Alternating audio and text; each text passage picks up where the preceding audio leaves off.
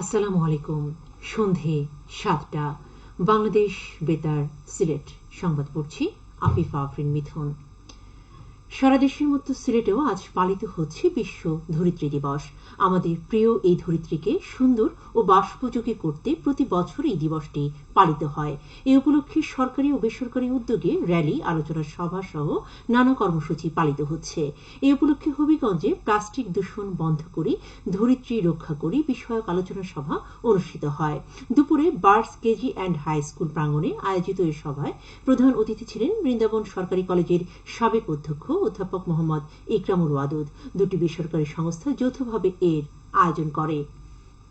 উপজেলা পরিষদ নির্বাচনের দ্বিতীয় ধাপে সুনামগঞ্জ জেলার ধর্মপাশা, তাহিরপুর, বিশম্ভরপুর ও জামালগঞ্জে মনোনয়নপত্র জমা দিয়েছেন ৫৬ জন।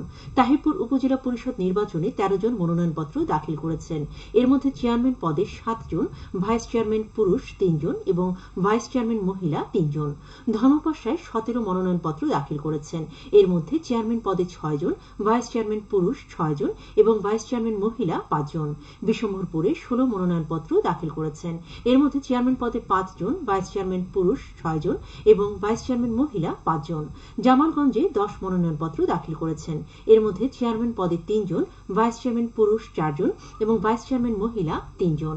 আগামী ২১ মে এই ৪ উপজেলায় নির্বাচন অনুষ্ঠিত হবে। মনোনয়নপত্র বাছাই হবে আগামী ২৩ এপ্রিল।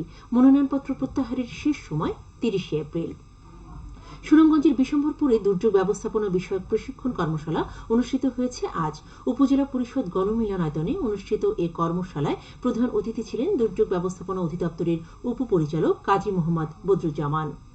বাংলাদেশ প্রেস কাউন্সিলের চেয়ারম্যান বিচারপতি মোহাম্মদ নিজামুল হক নাসিম বলেছেন, জনকল্যাণকর সাংবাদিকতার জন্য সাংবাদিকদের অবশ্যই নীতিমালা ও দেশের প্রচলিত আইন সম্পর্কে জানতে হবে। তবেই সাংবাদিকতা দেশ ও দেশের মানুষের কাজে আসবে। আজ মৌলভীবাজার জেলা প্রশাসকের সম্মেলন কক্ষে গণমাধ্যমে হলুদ সাংবাদিকতা প্রতিরোধ ও বস্তুনিষ্ঠ সাংবাদিকতার শীর্ষক প্রশিক্ষণ কর্মশালায় প্রধান অতিথির বক্তব্যে তিনি একথা বলেন। জেলা প্রশাসক ড উর্মি বিনতে সালামের সভাপতিত্বে এতে বিশেষ অতিথি ছিলেন পুলিশ সুপার মোহাম্মদ মঞ্জুর রহমান ও অতিরিক্ত পুলিশ সুপার মোহাম্মদ সরোয়ার আলম। স্বাগত বক্তব্য রাখেন জেলা তথ্য অফিসার আনোয়ার হোসেন ও জেলা ম্যাজিস্ট্রেট মোসাম্মদ শাহিনা আক্তার। এতে ২৬ জন সাংবাদিক অংশ নেন। পরে তাদের মধ্যে সনদপত্র প্রদান করা হয়। জেলা প্রশাসনের সহযোগিতায় বাংলাদেশ প্রেস কাউন্সিল এর আয়োজন করে। গত কয়েকদিনের তীব্র গরমে মৌলভীবাজারে জনজীবন অতিষ্ঠ হয়ে পড়েছে। বাড়ছে জ্বর, সর্দি, কাশি, ডায়রিয়া সহ নানান রোগ।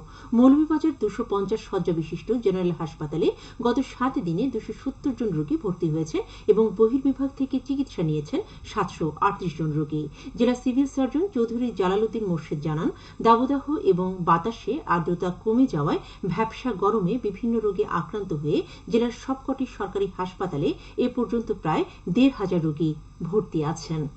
হবিগঞ্জ সদর উপজেলায় ৩,০০০ কৃষকের মধ্যে বিনামূল্যে বীজ ও সার বিতরণ করা হয়েছে আজ। দুপুরে উপজেলা পরিষদ সভাকক্ষে এর উদ্বোধন করেন সংসদ সদস্য অ্যাডভোকেট মোহাম্মদ আবু জাহির। অনুষ্ঠানে বিশেষ অতিথি ছিলেন সদর উপজেলা পরিষদের চেয়ারম্যান মোহাম্মদ মোতাচ্ছিরুল ইসলাম। এতে কৃষকদের প্রত্যেককে ৫ কেজি এমওপি ও ৫ কেজি ডিএপি সার প্রদান করা হয়। খেলার খবর ক্রিকেট। সিলেট জেলা ক্রীড়া সংস্থার আয়োজনে দ্বিতীয় বিভাগ ক্রিকেট লিগের আজকের খেলায় 11 স্টার্স ক্লাব ৩৪ রানে জালালাবাদ ক্লাবকে পরাজিত করে। জেলা স্টেডিয়ামে প্রথমে ব্যাট করে 11 স্টার্স ক্লাব ২০ ওভারে ৮ উইকেট হারিয়ে ১২৬ রান করে। জবাবে জালালাবাদ ক্লাব নির্ধারিত ওভারে ৯ উইকেট হারিয়ে ৯৪ রানে গুটিয়ে যায়।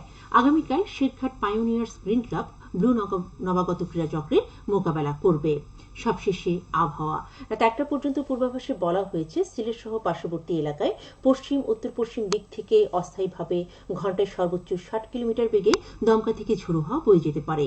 সেই সঙ্গে হতে পারে বৃষ্টি অথবা বজ্রসহ বৃষ্টিপাত। এসব এলাকার নদীবন্দর সমূহকে ১ নম্বর সতর্কতা সংকেত দেখিয়ে যেতে বলা হয়েছে। আজ সিলেটের সর্বোচ্চ তাপমাত্রা ছিল ৩২.২ ডিগ্রি এবং সর্বনিম্ন ২২.৬ ডিগ্রি সেলসিয়াস। বাতাসে আর্দ্রতা ছিল সকালে ৮৪ এবং সন্ধ্যায় ৭৫%। আগামীকাল সিলেটের সূর্যোদয় হবে ৫টা ২৪ মিনিটে এবং অস্ত যাবে ৬টা ১৮ মিনিটে। সংবাদ শেষ হল। পরবর্তী স্থানীয় সংবাদ প্রচারিত হবে আগামীকাল সকাল ৮টা ১০ মিনিটে।